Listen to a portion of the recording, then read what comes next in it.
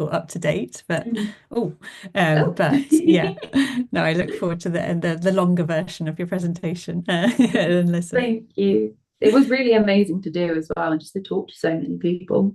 Yeah, that's brilliant. Thanks, Amelia. Okay, I'll pass it over to Jane and Veselka. Yes, yeah. So I'm really delighted to have two of my students from the City Library and Information Science programme. And our first speaker today is, hopefully you can see my slides, okay, everyone, Yeah. is Lane, who's going to talk about her dissertation, which was an investigation into digital literacy amongst staff members in North London Public Library. So Mairead, hand over to you now. And if you just let me know when you want me to change the slides. Okay, amazing. Thank you. Yeah, like Jane said, my dissertation was into digital literacy in staff members in a North London Public Library service. And then we can go on to the next slide, please.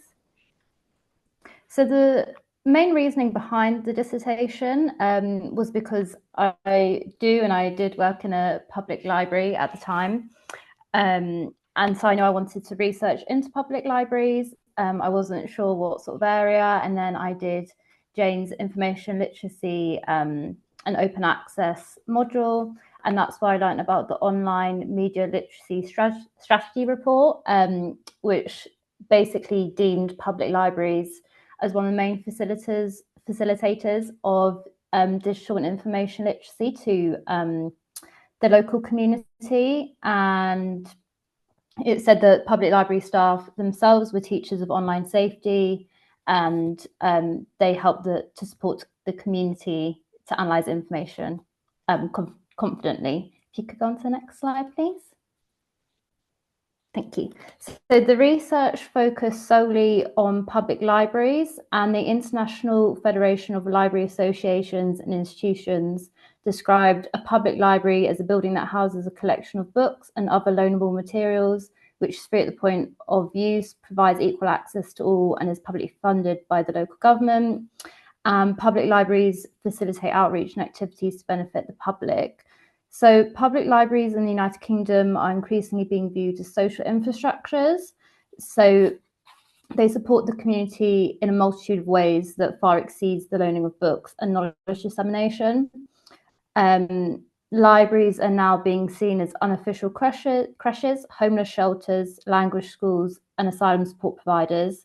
They're filling in the gaps left by a state that has reneged on its responsibilities. So we go on to the next slide, please. So Livingstone et al. Defines a digitally literate person as one who can search effectively online, who compares a range of sources and sorts authoritative from non-authoritative and relevant from irrelevant. So information and digital literacy were becoming increasingly more important with the continual growth of online users, access to different online mediums, and changing technologies. And Goldstein deems information literacy and critical digital literacy is imperative to participate in society's democratic processes. So, for example, if you wanted to sign a petition online or visit a politician's speech, you need to be able to critically evaluate the information you're seeing. Could you go on to the next slide, please? So the methodology, the research was a case study of library staff's digital literacy in North London Public Library Service. And the research took a two-pronged approach, which included a literature review. And the literature review focused on trends in public libraries and the growth of digital and information literacy. So the literature review then helped to guide the empirical data that was gathered in the form of a questionnaire. So staff were asked to self-assess their digital skills, and then senior management were interviewed to investigate their dealings with digital literacy amongst staff and how that affects hiring processes. Pickard suggests that a mixed methods approach is frequently required in studies into library and information science. So I did follow the right sort of suggestions. And the studies often use a mixture of different combinations of research methods, and they most commonly use surveys with interviews or case studies. Do you mind going to the next slide, please? So my research findings, so the online questionnaires yielded quite good results. There was 40 respondents out of the 67 potential participants. So my response rate was 59.7%. And the online questionnaire, it asked staff their ages, job titles, and whether they held a library information science degree, because these were factors that had been raised in my literature review. And then staff were basically asked to assess their competency with customer-facing tasks and back-office work tasks. So if you go on to the next slide, please. So these are just some examples. Staff had to rate themselves from extremely confident to not at all confident. And there was a list of, I put out a list of tasks.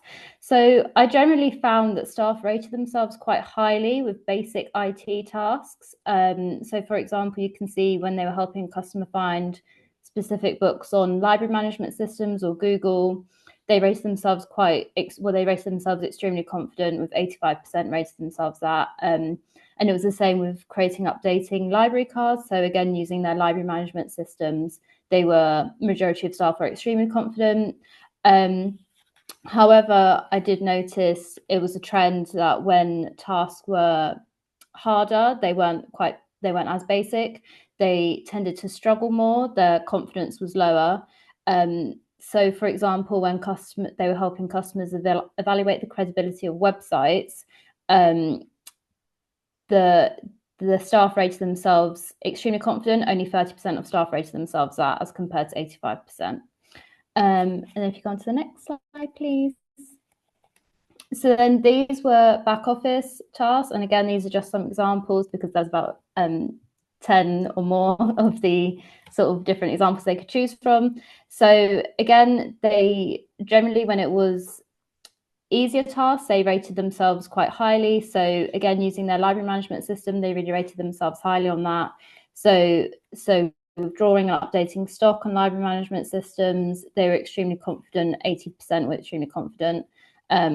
But again, when it came to things like creating shared content or creating promotional materials for the library, they weren't as confident. So, for example, the creating shared content, like shared worksheets in Excel, 13% rated themselves not at all confident, whereas nobody rated themselves not at all confident for withdrawing and updating stock on their library management systems.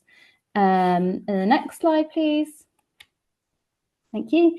So I interviewed the head of library services, who essentially deals with the whole running of the service, and the buck sort of stops with them. So I asked them about the importance of staff being digitally literate. So these are just some quotes that I pulled. So they said they think it's extremely important that people have good skills more now than ever, but you're now changed from a gatekeeper role to interpreter role. And the head of library services revealed that budget was a major issue when considering staff training. And they also confirmed, because this came up during my literature review, that no extra budget had been issued, as the online media literacy strategy has suggested libraries would receive. And then just a final quote on there, which I just found really prevalent. They said to have a trusted place where you can come and verify what you're reading and doing is actually accurate is hugely important. If you go on to the next slide, please. And then I also interviewed the head of library operations. So they deal a lot with the hiring processes and the day-to-day running of the library service. So making sure staff are deployed into the right libraries and the staff have all the necessary things they need to run a service.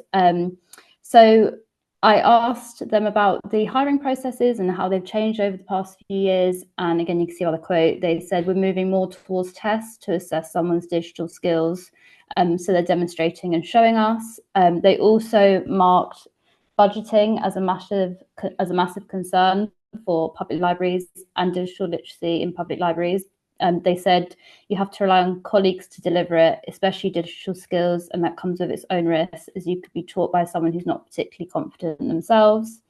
And then finally, when speaking about the future of digital literacy and emerging technologies in public libraries, they said, and I also just thought this was a really good quote in itself, that AI is never going to put books back on a shelf and talk to people the way we do. I don't think you can underestimate the impact library staff have on people's lives. And then if you go on the next slide, please. So my recommendations. So Well Libraries Connected recommended this. They suggested 3 ways of supporting public library services to sustain the future facilitation of digital and information literacy to the local community. They suggest introducing specialist digital staff whose sole task is to deal with digital queries. They also suggest increasing budgets for public libraries. If budgets aren't increased, then libraries face the real fear of closures and staff redundancies. They also suggested introducing a referral scheme to public library services from other public services such as the NHS. So, for example, somebody could be referred from their local GPs to a public library for digital help, and this information would be stored and shared across multiple public services so that everyone can have access to it. And then my final slide, please, was reflections. So I think in general, the topic could benefit from greater studies, especially public libraries that I would say quite under researched, especially in the United Kingdom. I also think a national study into digital literacy amongst library staff would be beneficial to the future development of the sector. I also do think my study probably could have benefited from different research methods. It's been suggested that a superior way to evaluate digital skills is through a digital skills test. So asking an individual to create a PowerPoint. This is mainly because staff or participants could have suggested that their digital skills are a lot higher than they necessarily are. And finally, I couldn't really do that just because the time was so limited because it was a dissertation. But if there was a future national study into public library staff and digital literacy, then probably a skills test would be quite a good way to go about it. I think that's it. Thank you very much, Mairead. I've just put up your reference slide as well at the end. Yep. So we've got a little bit of time for questions. Fascinating study. Would anyone like to ask any questions? Okay, yeah, I can see Jess, you've got your hand up. Do you want to Thank ask? you. Can you hear me? Yes, Yeah. we can. Yes, Yeah. excellent, awesome, thank you.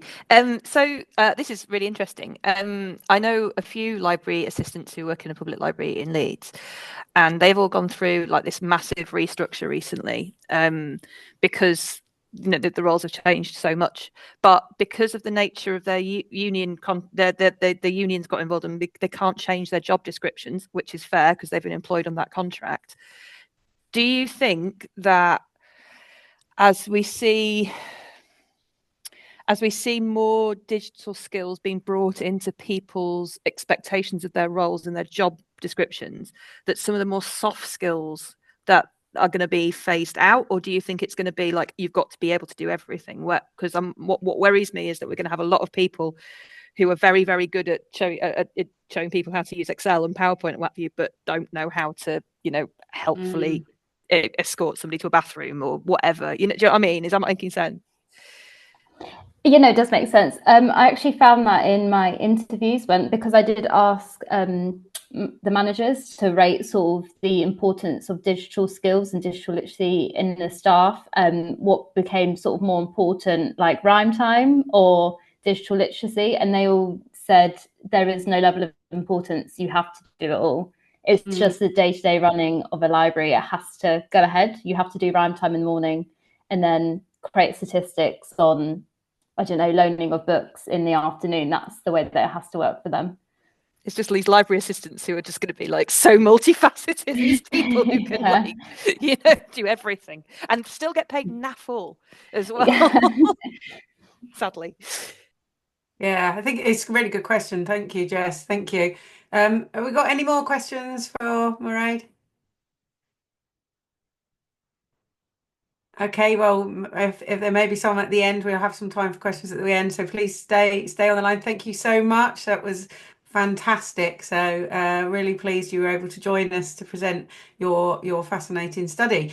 Okay, so our final speaker this afternoon is Vesi Todorova, and Vesi is going to be talking to us about the everyday life information seeking behaviour of Bulgarian immigrants in the UK. Hopefully you can see your slides, Vesi, and I'm Absolutely, yes. ready Yes, to move them thank along you. when you give me the shout. Yeah, So I can see them clearly. Thank you so much. Just to quickly introduce myself, my name is Vesi Tudorova. Recently acquired my master's degree in library and information science with City University. Currently working as an assistant librarian in Anglo-European School in Ingatestone. And yeah, thank you so much for this opportunity to present my dissertation. Now, before I jump into the actual content of the dissertation, I'd like you all, mine is slightly different to the previous ones because it's not looking into the libraries as such, but more into the ways we interact with information and more specifically how we look for information. And so I'd like you to just take a second to think about how you personally go about looking for information in your daily lives, whether you've got preference for specific sources, whether you've got some daily habits maybe to orient yourselves, and do you come across any obstacles at all in your daily search for information? And I think we can all agree that looking for information nowadays can be a little bit like navigating a maze, because some people will find the clear path very quickly, others will come to a dead end, and yet others might find the shortcut that we never even suspected existed. My dissertation will be looking into specifically how a very specific social group is navigating this maze and how this knowledge can help us design better information systems and services. Slide, please. Now, information behavior concept has been of great interest for a long, long time. And we can safely say that it, as a concept, it dates back at least a century, and it's growing in volume and expanding in focus. A lot of models and theories exist trying to explain what information behavior is and how it works, what are the processes behind the scenes. Now, a specific subset of information behavior is information seeking, and this is looking into how individuals access information and what are the factors that are influencing our choices and behaviors during the process of looking for information. Further on, everyday life information seeking is a subset of the information seeking, and it does exactly what it says. It's basically how we go about looking for information in our daily lives. A quote here from Lane, and who is one of the thought leaders in everyday life information seeking. The acquisition of various information elements with which people employ to orient themselves in everyday life. Now, immigrants are a specific social group whose information needs generally differ from those of the native host population. Therefore, I think we can agree that the everyday life information seeking of immigrants needs to be studied separately from general everyday life information seeking. Also, the information needs of the immigrants tend to also change and evolve as they settle and become more accustomed to the new culture and community. Next slide, please. Okay, my dissertation is addressing a specific problem, and namely that is the fact that there's very limited research on the information behavior of Bulgarian population as a whole. And I can safely say that there is no research on the information behavior of the Bulgarian immigrants in the United Kingdom at all. Therefore, for me, it was kind of a quite natural, logical choice of topic for my dissertation, given the fact that I am of Bulgarian origin as well, and I do hold Bulgarian citizenship as well. Therefore, the objective of my dissertation is to establish an outline of everyday life information seeking behavior of the Bulgarian community in the United Kingdom, and it is setting out to do so by raising 5 research questions, namely, what are the sources that Bulgarians use daily when looking for information? What kind of information needs are they seeking to satisfy? What factors influence their information seeking behavior, And does that information-seeking behavior at all changes once they are well settled into the host country? Does it change from that kind of behavior they exhibited while they were in the home country? And finally, what kind of barriers do they generally encounter? Next slide, please.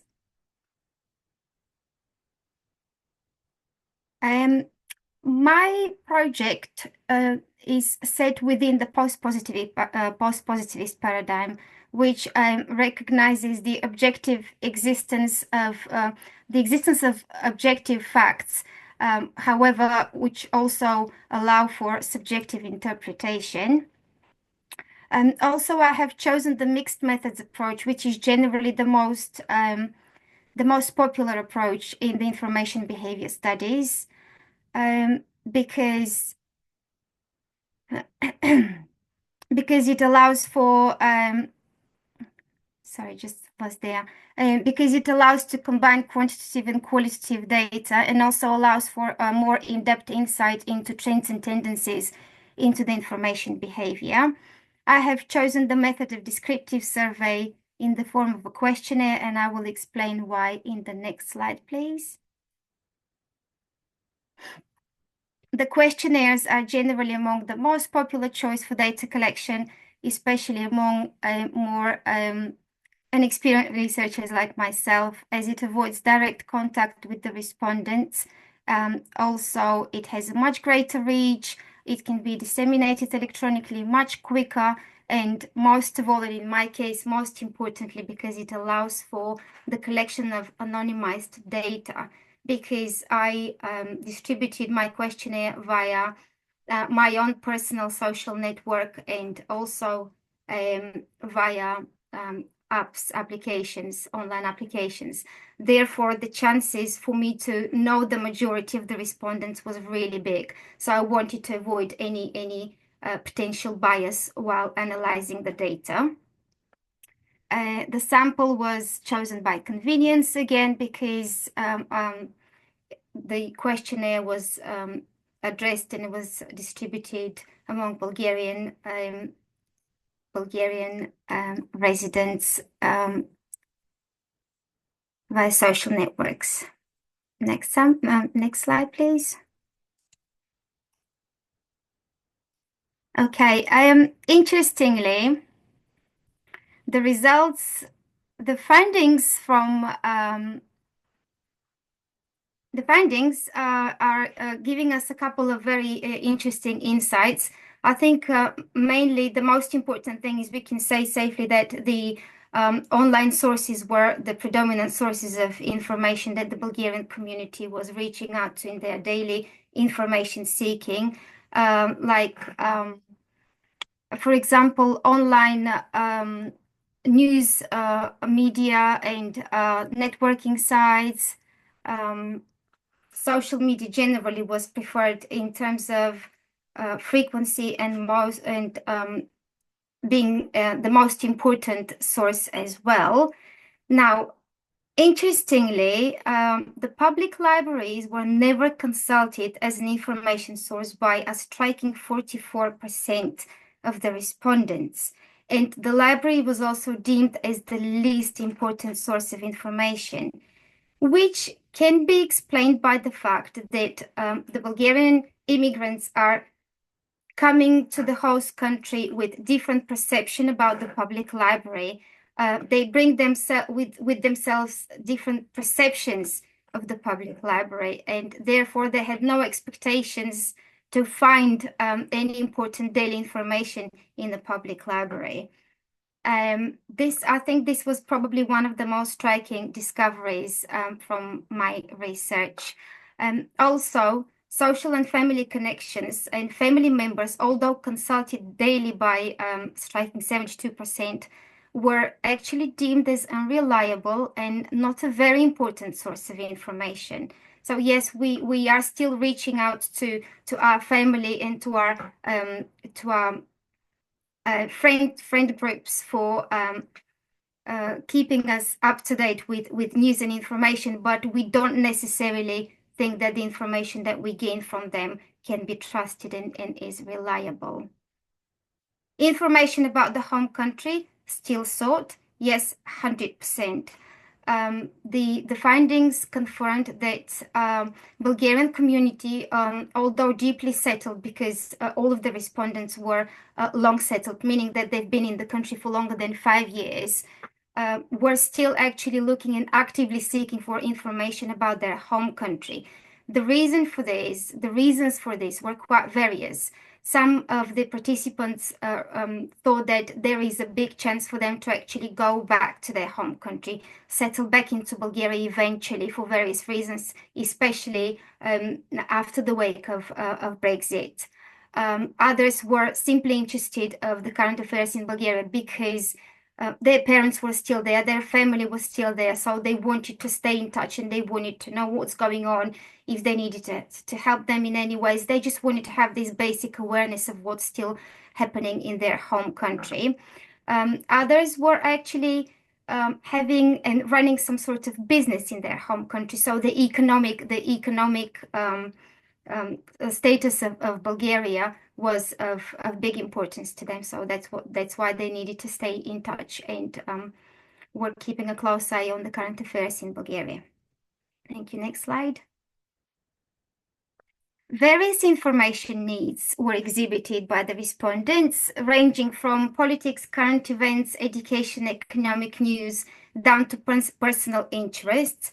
However, one thing was clearly noticeable, that because they were longer established immigrants, they were in the country for longer than 5 years, they were more than prepared to actively participate in both in the political life of the host country and as civilians, which means they weren't necessarily looking to satisfy immediate needs connected to the settlement, to the first phase of the settlement process, but because they were already well established and settled into the country, they were more or less exhibiting needs similar to the ones of the host population.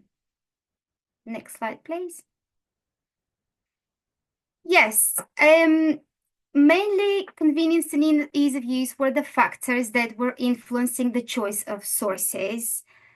Also, the reliability of information, how reliable the sources were. Accessibility and availability comes third, and time efficiency comes last.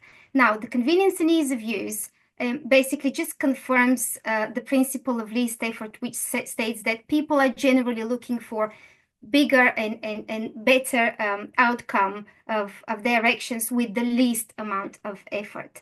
Therefore, I will go for the source that's more convenient for me, that's a little bit quicker to get to, rather than going through the trouble of actually choosing my source a little bit more careful, because spending a little bit more time, if you wish, to find the appropriate source. I'm going to go for the first one that's nearest to me, that's closest to me, and I'm going to take that for granted.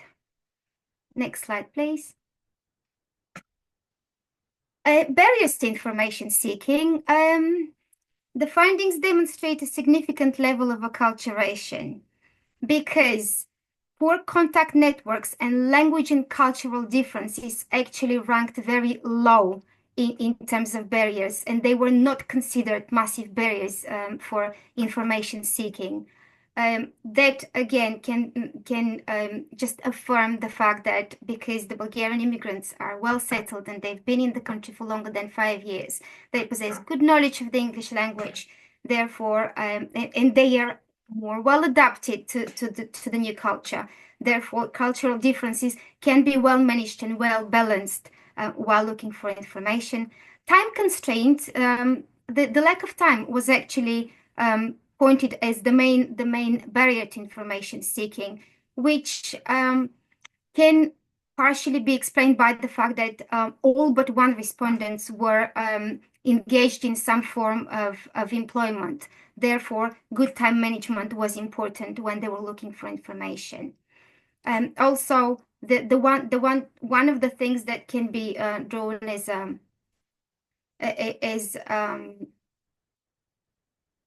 which can be drawn from these findings is that the process of everyday life information seeking is somewhat slowed down due to time constraints.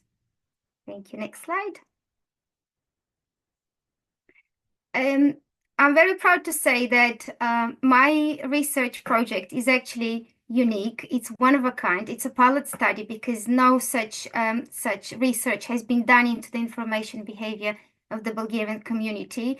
The data that I was working with actually was quite limited due to the nature of the questionnaire. The majority of my questions were closed questions, just a couple of open ones to give me that extra insight. However, I can say that the results from and the findings of my study can be used for future research and are a strong base, a strong foundation already for further research into the information behavior of the Bulgarian immigrants, generally getting a better understanding, a more comprehensive understanding, especially of their reluctancy to consider the public libraries and generally libraries as an information source. Based on my findings, I recommend that more library services are promoted via digital platforms, mainly because they were used as they were pointed out as the main source of information by immigrants. The conclusion drawn from the study can be utilized by information professionals for delivering better services and better information systems to the wide public and specifically to the immigrant community in the United Kingdom. Thank you. So thank you very much, Vezi. Thank you. Fascinating study there. That's our final and fourth speaker, but we've got a little bit of time. If anyone's got any questions for Vezi, who's found a much underexplored area here about the Bulgarian immigrant community. So can I just put that out there if anyone would like to ask a question?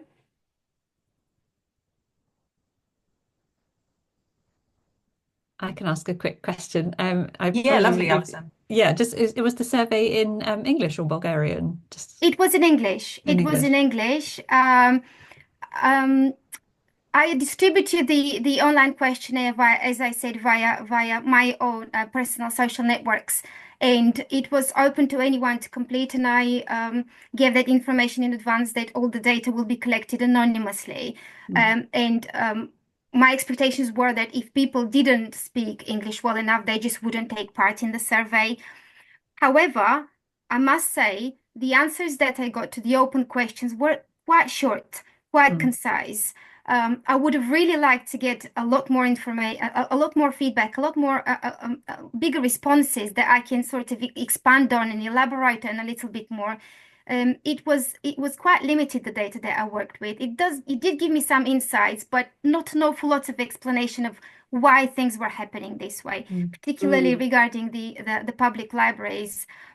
Maybe the fact that I was looking for everyday life information and they thought straight away, actually, that's not, libraries are there for books. Maybe when I'm doing some academic work, I will go to a library, but not to find everyday information. I wouldn't go looking for news, for example, in a library. Yeah, so that's one thing, but yes, just in English. Thank you. Any more questions for Vezi?